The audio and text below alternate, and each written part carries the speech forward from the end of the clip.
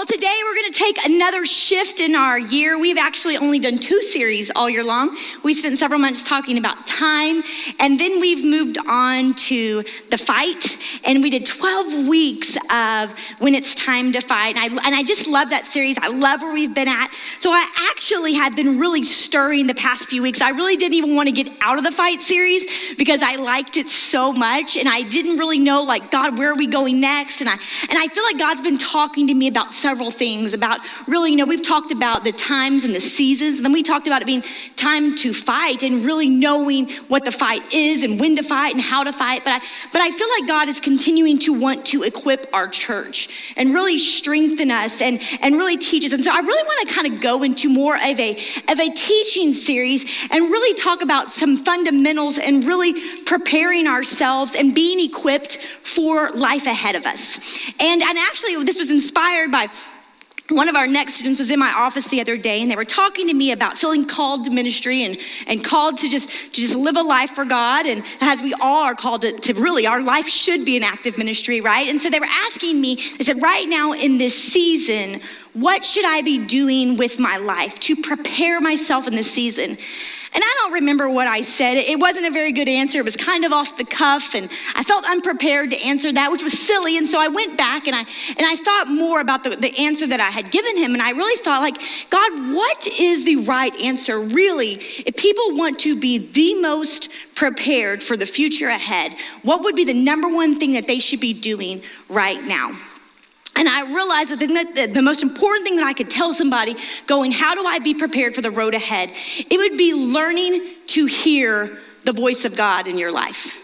Learning to hear that voice of God. And nothing has the potential in your life to change your life more than the voice of God. It was a conversation I actually had with my dad a couple years ago when I stepped into this role. I said, Dad, what is it? What is the secret sauce of this? And I looked at his life, and he really wasn't that put together or showy in many areas. So I knew he had a secret. And he said, well, the secret was just, I always stayed tuned in to the voice of God, because the voice of God has the power to change everything in your life. And I think sometimes we try to be well studied, right? We try to do the right thing and be the right thing. And we want to work out and eat right and be healthy and work hard and save money, right? And we're trying to, I think that's a big thing right now in our world, right? Just self-improvement. And that's something that I get on tracks of as well. I want to be the best version of me I can be. And all of those things are good. It's good to be the best version of yourself.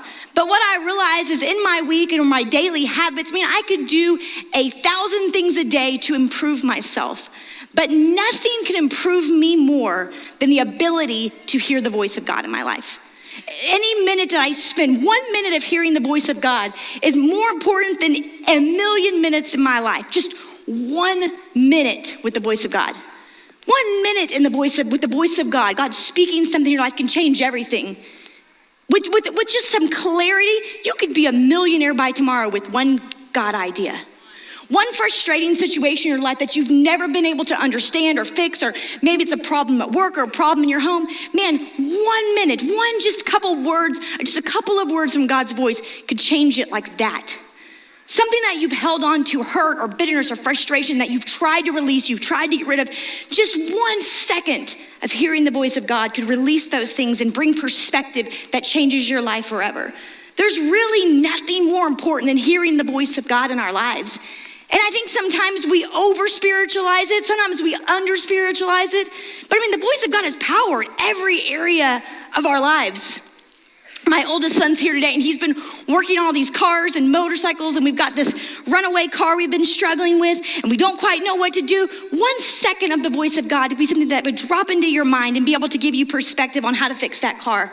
Right, just one voice. And that's something that I watched my father for years and years in ministry. It's like out of nowhere, God would just drop something in his heart and he would know where to go. It was the voice of God that was leading him and guiding him. It's the voice of God that has the power to lead us and guide us throughout our lives and in every decision. And so the series I want to go into, I want to call this series Purpose and Prepared. The things that we can do in our life to be filled with purpose and prepared for where God's leading us. And today, the title of today's message, I want to call Hearing God's Voice. Hearing God's voice. And I really think that most of the problems that we have in our life are just because we're hard of hearing. We're just hard of hearing, right? All the answers that lies ahead, it's just because we are hard of hearing. And I was reading this story the other day, and it was talking about this opera singer that had been this renowned opera singer that could hit all of these crazy notes and had this wide vocal range. And then all of a sudden, the opera singer just could not hit these notes anymore. And they weren't sure what was going on. The notes he was no longer hitting, they were well within his vocal range, and he should be able to hit these notes, and they couldn't figure out what was going on. And without being able to hit these notes and sing these songs, it was altering his career and it was altering his life. And so he went to the doctor, and they tried to do research and study on his vocal cords and everything that was going on to give him this vocal range again. But one doctor studied something different. Instead of studying his vocal cords and his vocal range, he began to study his hearing. And what he found out is that this opera singer did not lose his voice or his ability to influence. What he had actually lost is his ability to hear. And they named this after the doctor. His name is Dr. Tomatis, and it was called the Tomatis effect. And it says this, that you cannot reproduce what you cannot hear. And we talk a lot in service about living this life and life more abundantly. We want to talk and walk like Jesus. We want to walk in the favor of God, right? We want to be that person that needs to be in our life to do all the things that we need to do. But we cannot reproduce what we cannot hear. And it's probably our inability to hear his voice that's actually causing us a lot of problems. It's our inability to sometimes hear his voice that causes us to lose our voice and really lose our way. And I was thinking about the things that we struggle with in life. I mean, there's a lot of problems that we have in our life. We have spiritual problems, right? Some of us have rational problems or just within our mind. Some of us are having emotional problems, all these problems and all these frustrations that we have in our life. I would say that almost every single one of them can be contributed to not being able to really clearly hear the voice of God, right? I think they can all be contributed to hearing problems. All of the frustrations that we feel and all the confusion that we feel could be contributed to us just not hearing the voice of God. And here's what Solomon said, who was one of the wisest men to ever live. He said this in Proverbs. He said, trust in the Lord with all your heart and lean not on your own understanding. In all your ways acknowledge him, and he shall direct your paths. And I love how the Message translation rewrote that. It says, listen for God's voice in everything that you do. Listen for God's voice in everything you do, everywhere you go, because he is the one who will keep you on track. You want to be a good parent that's on track? You listen to God's voice. You want to do good at your job and make sure that you're handling the things that you should be handling? Listen for his voice. He'll keep you on track. You want to make sure that you're following the voice of truth in your life? Be sure to listen for his voice, and it will keep you on track. It's his voice that allows us to stay on track. It's his voice. And I wrote this as the title of my next section. It says, we're not deaf, just dumb, right? Because we don't have a hearing problem, you guys. We actually hear just fine. We hear all kinds of things, right? We hear the negative self-talk that goes on all the time. When the enemy begins to tell us that we're not good enough, we'll never measure up, right? We hear all the voice of condemnation, right? Where we carry shame, right? From our past and things that we've done, decisions we've made, or just the shame that we're walking in today. We hear that voice just fine. We hear the voice of bitterness and resentment and unforgiveness. That voice is really loud, right? The voice of insecurity, it's so loud. The voice of pride, the voice of ego. So we don't have any problems hearing voices. We seem to hear the voice of the enemy just fine. But it's the voice of truth that will lead us onto the right path. And if we don't learn to turn into God's station, to really find that frequency to be in tune, his voice will get crowded out by all the others if we allow it to. It's not a matter of God not speaking. Nowhere in this book does it say God's not speaking anymore and he's being quiet. No, God's speaking to us all the time. God wants us to hear his voice. So back to this caption of this section here, I feel like, church, we don't have a deaf problem. We're just being dumb sometimes, right? We gotta learn to hear the voice of God. And really, first things first, we must recognize that we were created with an ability to hear God's voice. We were created that way. I love always going back to the beginning of the Bible, because in the beginning of the book, it talks about how this thing started, right? And people were created to fellowship with God. In fact, Adam and Eve walked in that garden every single day and talked to their Creator. That's what we were designed for, actually. We were designed for fellowship with God. So we were created to be able to hear his voice. And then it says when we become born again, it's like automatically part of the deal. We have the ability to always hear his voice, to always walk in his presence, to always encounter him. And so first things first, we got to recognize that that's just part of the deal, that we are all created to hear God's voice. And the closer we get to God, the more loudly we will hear his voice. I remember, and you moms will understand this story and you will relate. When I first found out I was pregnant, I was young, and one of my biggest concerns were that in the middle of the night, if my baby wakes up, I'm not going to be able to hear him. How many of your moms have said that exact thing, right? It's like the biggest fear of motherhood. And I was young, so I was still like sleeping in every day, right? I didn't even have an alarm clock. My mom would wake me up sometimes. I remember she used to call me for work at my house. Like, you gotta wake up, it's time for work, right? So I was scared. I'm like, I'm gonna have this baby and it's going to be crying all night long and I'm not going to be able to hear this baby. But it's miraculous, isn't it, moms? It's just miraculous. All of a sudden, you give birth to this child. You might be able to sleep through a hurricane. You might be able to sleep through a tornado. You might be able to sleep through your husband's incessant snoring. But there is this one sound that you are automatically in tune with, and that is the cry of your child, right? From the moment you have that baby, doesn't matter how loud or quiet it is, you hear that voice.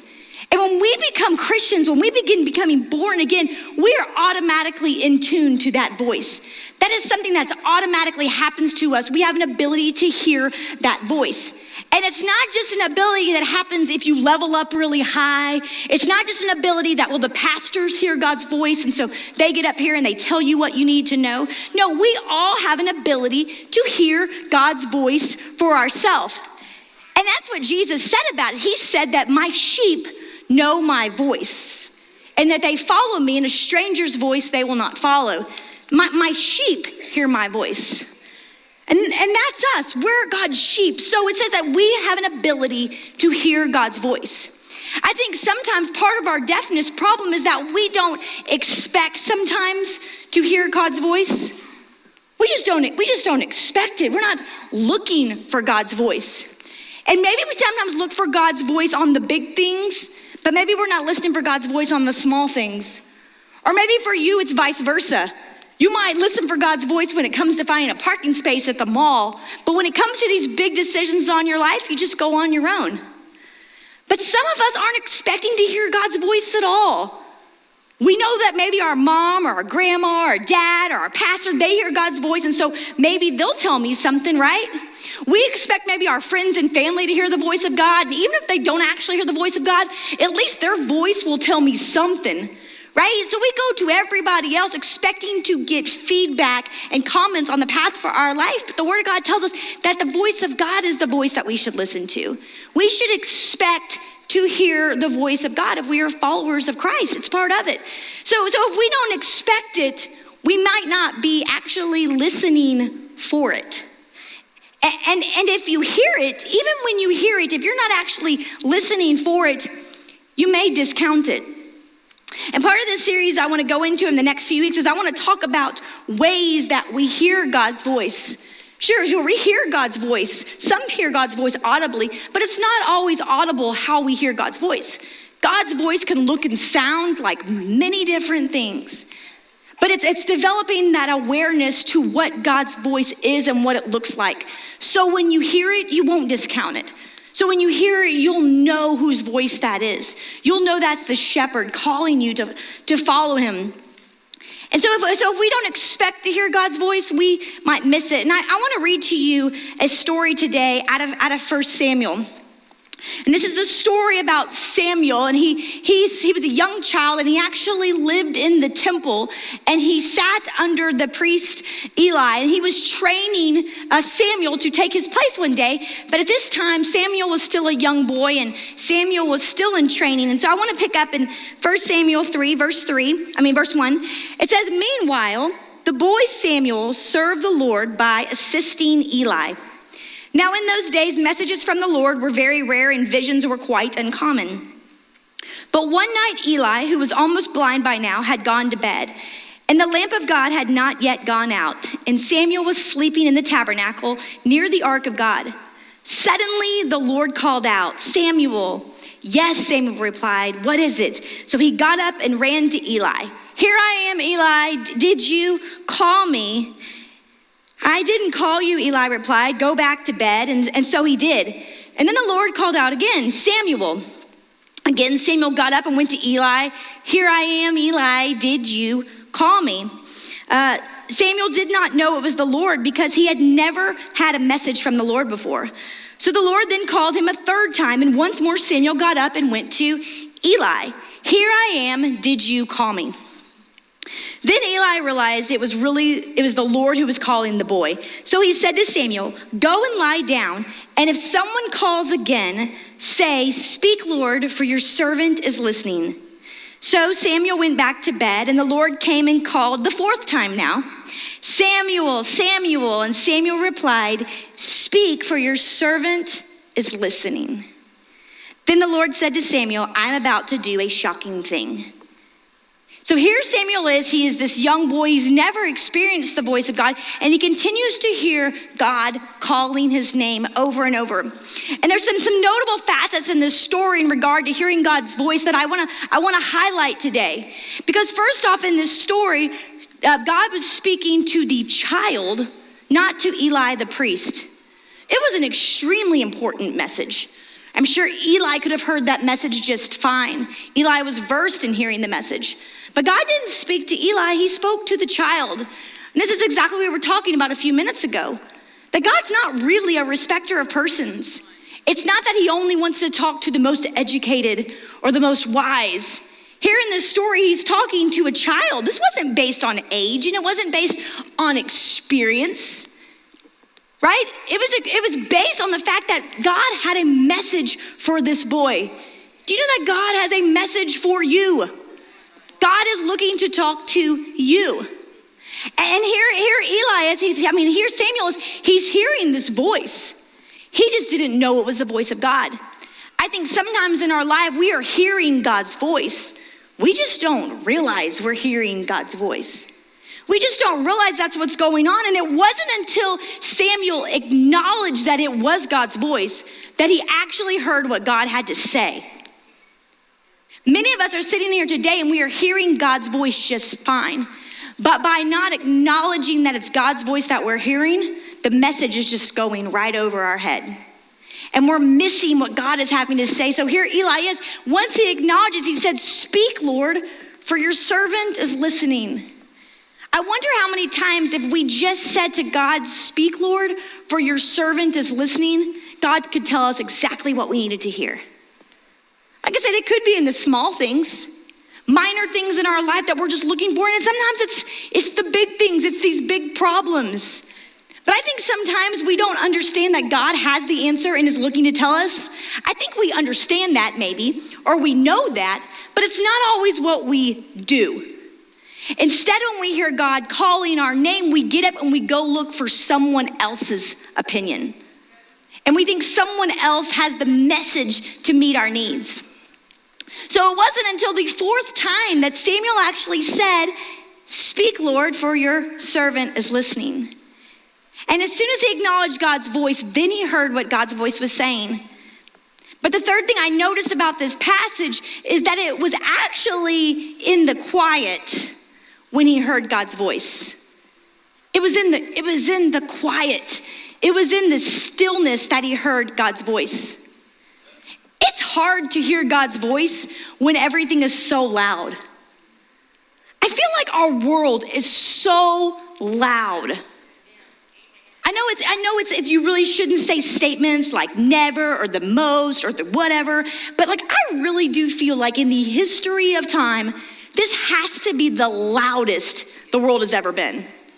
I think with the introduction of the internet and social media, right, and TV's on all day. I don't know about you guys, but how many of you just leave your TV on at your house all the time? Right? That happens in my house. Not because of me, because of some people. They just like noise in the background. I don't get it. Like every once in a while, I'm there by myself. This isn't preaching. This is me really just ranting now emotionally. But sometimes I'll finally be at the house and I want everything off in my house. Like dead silence. I just crave it. It's just a beautiful sound. So I don't get you people that walk in the house and just put the TV on and you're not even watching it. It's just like background noise. How many of y'all do that? Be honest right now. You're in church. What's wrong with y'all? That's crazy. Golly. Okay, rant's done. Back to the message. Everything is so loud, right? Our world is loud. Our kids are loud. The dog is loud, right? The phone is loud. The media is loud. Social media is loud, right? Everything in our life is loud. Work is loud. School is loud. Events are loud. Everything is just loud. Everyone's opinions are really loud. The voices in my own head are loud. There's just really no place of quiet anymore. Even when I try to find quietness in my life, it's just not quiet. You know, they actually did a study and they were studying if there were quiet places still left in America. Places that are actually dead quiet, like what real quiet is. Almost the quiet that's like eerie, creepy quiet, right? Like the noise canceling headphones quiet. It says that today there are only 12 places in all of the United States of America where you can actually find silence, complete silence. Our world's just loud. There's always something going on. We live in a loud world. And because of that, we're just never in a place that we're really that quiet. And I think part of learning to hear God's voice is learning to be quiet. And just to be still. Just to be still. And I think sometimes the greatest hindrance to us hearing God's voice is that life is just really busy. And it's really, really noisy. And it's not that God isn't speaking at all times. It's just that sometimes we're just not being still enough to even listen. And I think that's why it says in Psalms, it says, be still and know that I am God. I think sometimes we want to have the faith to know that God is God, to know that God's gonna do this thing, to know that God's listening to us or God's doing that. But it says you be still. And that's how you know that he's God. Because it's in that place of stillness and it's in that place of rest that God begins to speak to us. It's in the moments of quiet that we're able to hear God's voice. And seeking out the quiet, you guys, it really is a discipline. It really is a discipline to get into that place. There are so many distractions in our life. I mean, I've been laughing at myself lately because I've developed this habit of every time I'm still for just a minute, which isn't often, but if I do find myself sitting still, I have to immediately do something. I immediately grab from my phone in my pocket and I start scrolling or checking emails or seeing about the phone calls or responding to the text messages. I have this new habit that I've created that when I'm driving and I pull up to a light and it's a red light, if I'm sitting at the red light for 30 whole seconds? I can't even have 30 whole seconds of quiet. Immediately, I'm grabbing my phone, I'm on my phone, right? We've gotten into this age of this multitasking, right? So we're like on our phones, we're doing our hair, we're listening to the TV, we're talking to the kids, we're doing the dog, and then we're going, God's just not talking to me. No, he's talking all the time. Our lives are just so full and crazy that we aren't hearing God's voice because it's just so stinking loud. And it's just so stinking loud, and we've got to figure out how to turn down the volume in our life to be able to listen for that voice, To be able to listen to that voice of truth, that voice of reason, that voice of perspective, that voice of hope, that voice of assurance, that voice of wisdom and creativity. That voice is available to us, but we've got to turn down the noise and be able to find that voice. You know, we're talking about finding God's voice in this series, and I'm gonna be honest with you, probably 90% of the time that I hear God speaking to me, it's when I am barely awake. It's usually in the mornings, when I first wake up, or sometimes, this is really funny, if I'm like trying to message prep and I can't get past this thing, I go, if I take a nap, when I wake up, I'll know. And almost every single time, if I will take a nap, James walks in like, I thought you were studying. I'm like, I am studying. This is how I do it. Because I have to go to sleep till I get my mind to just shut up for a minute, right? I've got to find the quietness in my own thoughts. And what I realize is in that place where I'm half awake kind of, and I'm just waking up from something, my mind hasn't turned on yet, but my spirit has remained on. And it's in those moments, probably 90% of the time, that I hear God speak. It's not that God only speaks at 5:30 a.m. or after nap time, right? He's not on a schedule, he speaks all the time. But I found out for myself, that's the time that I'm most tuned in, listening to his voice. It's the times that I'm quiet for just a minute to hear what God is trying to say to me in those moments when he's speaking. It's in those moments that, like the prophet Samuel, that I'm able to say, speak, Lord, for your servant's listening. I've created this personal habit in my life, talking about us having a discipline for making things quiet and listening for God. I have this discipline that I try to do. And I try to, every night when I go to sleep, I try to either be speaking to God or like kind of singing a worship song in my head, right? Because I sound really good in my head. So I do that because what I want is when my mind goes to sleep finally, I want to make sure that my spirit is marinating all night long. That my spirit is just staying in a place. And it's crazy because sometimes when I wake up that next morning, I'll be singing the same song or thinking the same thoughts, or sometimes it'll be a new song. And what I realized was when my mind was finally resting, my spirit was awake all night. My spirit was tuning that station, that frequency to hear the voice of God. So then when I wake up in the morning, I try to make it a habit of every time I wake up, before I get up, before I hit the alarm, take the dog to the bathroom, before I do anything, I don't move. And I go, God, speak to me today. What do you want to tell me today? Before I get, and it's a brief second, because like 10 seconds later, I'm like, blah, things are crazy. But if I can, I try to just guard and protect that perfect moment, because it's the moment when it's still and it's quiet and I can hear God speaking. So it's getting in tune, it's getting still to listen. But you know, silence isn't just the answer, right? Silence isn't just passively waiting, but it's proactively hearing as well. It's not good enough just to go, I'm gonna be quiet. I'm just gonna go sit and be quiet. No, it's going, God, I'm going to proactively be looking for your voice the same way Samuel did. Speak, Lord, for your servant is listening. He didn't just go back to bed and go, I'm just gonna lay here and be quiet. Maybe that voice will just keep talking. No, he said, hey, God, I am proactively listening now. You have my attention. So speak, Lord, for your servant is listening. It's learning to hear that voice above all others. It's learning to really prioritize the sound of God's voice. Even in the middle of the crazy, being able to hear that voice and being able to recognize it. I remember when I had my daughter Brooklyn, I was actually graduating from college at this point. My graduation was held at the Reliant Arena, or NRG Arena.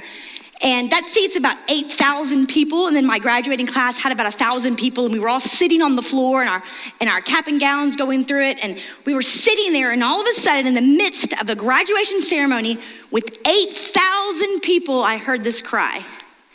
And I looked up and I looked to my left, and sure enough, I was watching Brooklyn freaking out and Mimi Candy grabbing her and walking her outside. And I remember sitting there in that moment and being amazed that in a room that was that loud with that many people, that many distractions that not only could I diagnose the sound of my daughter's voice in that room, but I could immediately see where it was and identify exactly what was happening.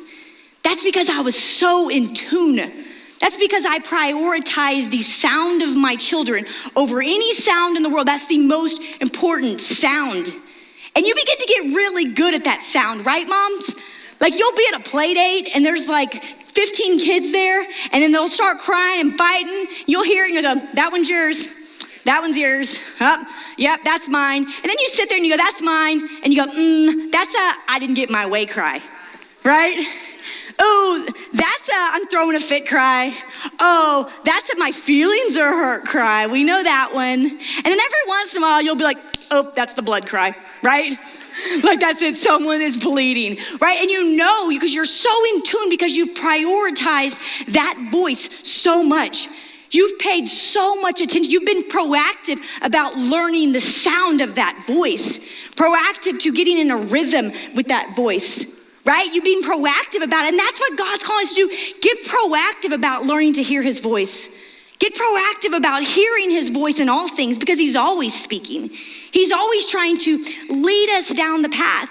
There's a scripture in Isaiah, and it says, whether you go to the right or the left, if you look behind you, God's voice is right there with you, still leading you and guiding you. Even when you go off of track, it says if you go right or left. Sometimes we don't even go the right way, but God's voice is still there, still speaking to us, still leading us on the right path. It's just taking the time to learn God's voice. And just like I was talking about with Brooklyn, I had to spend the time to learn her voice and be proactive about learning her voice and her cry to be able to really hear it, to be able to hear her cry above everything. But that comes with a history. And I think sometimes we struggle to hear God's voice when it's so loud because we haven't spent the time to look for his voice when it's been so quiet. I know I'm telling a lot of mom stories today, so you guys be flexible. I got one more. This one's about giving birth. You'll be excited. Aspen, who's our fifth kid, when I had Aspen, first of all, let me just say, I really love giving birth. And I was very excited about this day. It's like a game to me. And the game is how fast can you do this? And I feel like I get a ribbon if I beat my record. So as my last one, I was going to beat my record. I had been so confident that normally I had been induced with a lot of my kids because they're really large babies and whatever. So anyways, I normally do it in the morning. I was so confident that this was gonna take me so quickly that they actually induced me later in the afternoon, like at 4 or 5 o'clock. So that I was like after the doctor got off work, in time for dinner, wham, bam, we're done, right? So it's kid number 5. I'm excited about this delivery journey.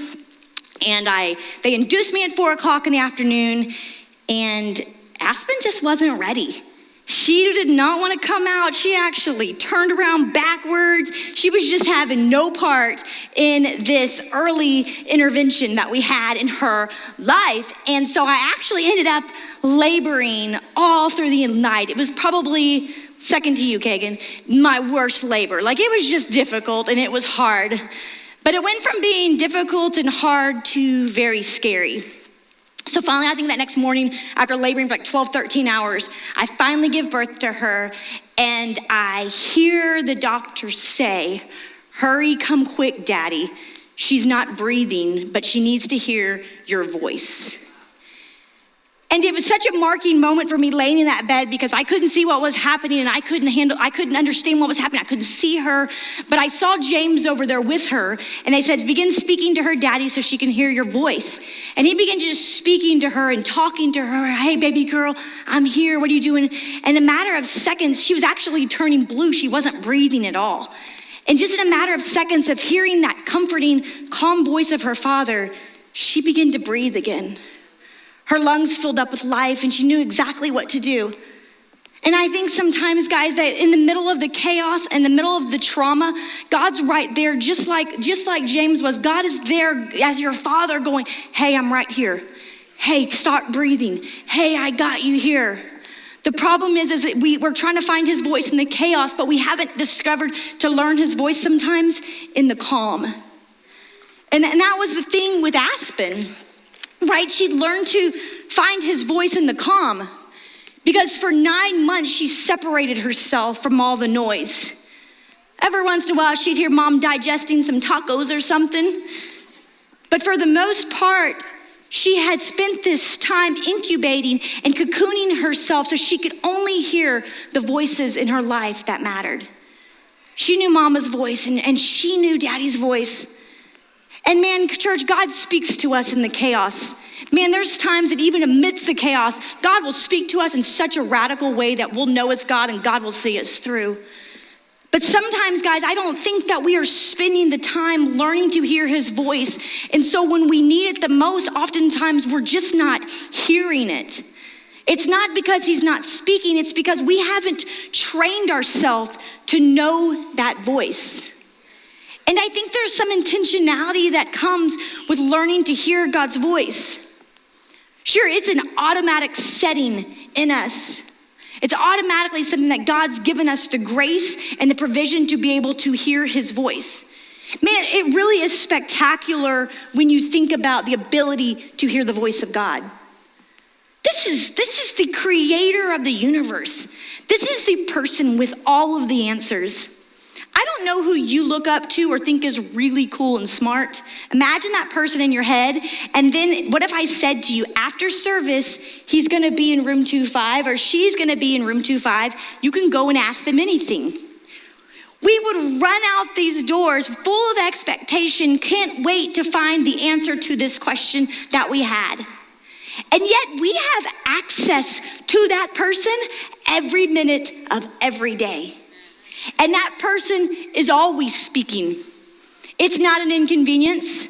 It's not by appointment only. It's not you have to get in line and we'll just see how many people we can get to today. No, instead, the creator of the universe is constantly talking to us, constantly wanting to guide our path, constantly wanting to speak into our life and show us where to go and partner with us for this journey right there beside us. Like a tour guide. That's the God that we serve. And I think it's just so amazing that we have access to the throne room that way. And so, yeah, we're going back to the original question today. What thing do you need the most to prepare your life for? It is hearing the voice of God. It's all the answers to everything that you need. In fact, in Jeremiah, it says this: if you want to boast in something, don't boast in wisdom. Don't boast in your wealth.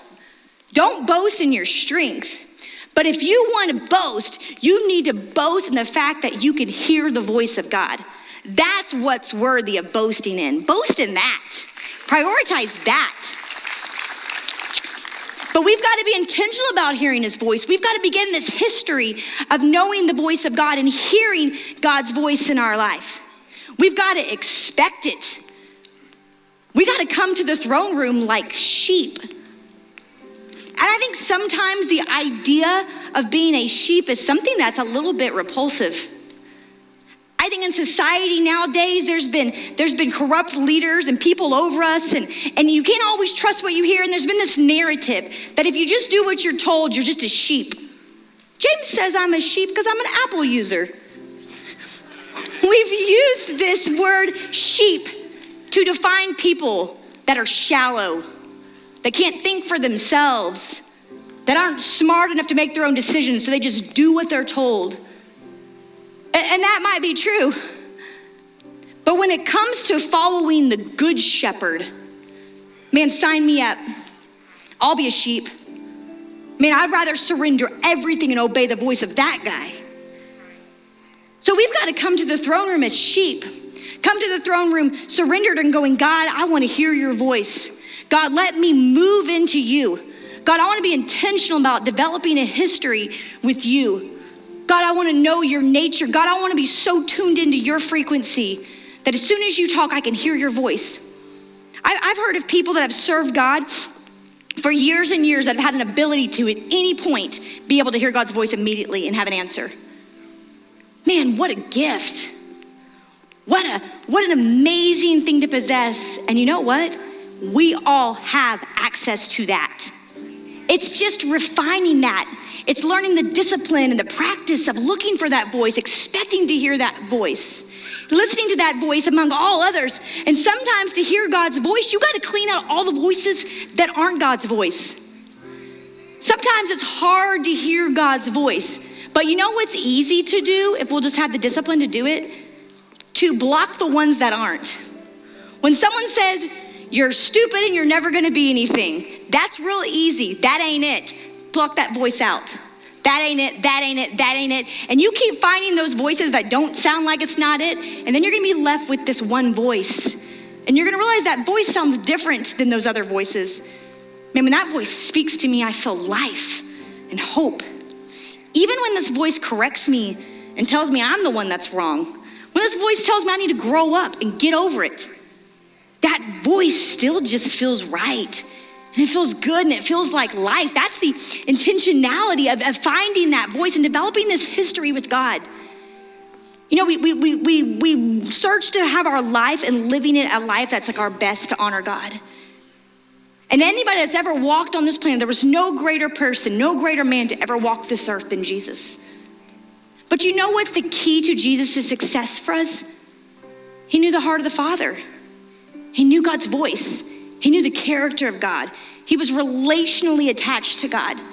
He said, everything I'm doing here, I'm just doing what my Father said to do.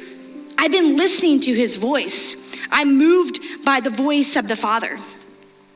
And you know, we were talking about that fight series, and it says that faith comes by hearing. We want to have faith for the fight, like God equip me, God help me be ready, God I'm ready to fight for my family, I'm ready to fight for my job, I'm ready to fight for my finances, I'm ready to fight for my health. So God, give me the faith to do that. It says, okay, I am. Faith comes by hearing. We got to learn to hear God's voice throughout all the noise and throughout all the chaos, because hearing God's voice is the most important thing you'll ever do. Wow, what a powerful message. I pray that it blesses you as much as it blessed me. We always want to give you an opportunity to be a part of what God is doing here at LS Church. There's always something going on, from kids to youth, all kinds of crazy stuff. So if you do want to give, text LS Church to 77977, or you can head to our website, lschurch.tv. Well, hey, thanks again for watching, and we'll see you next week.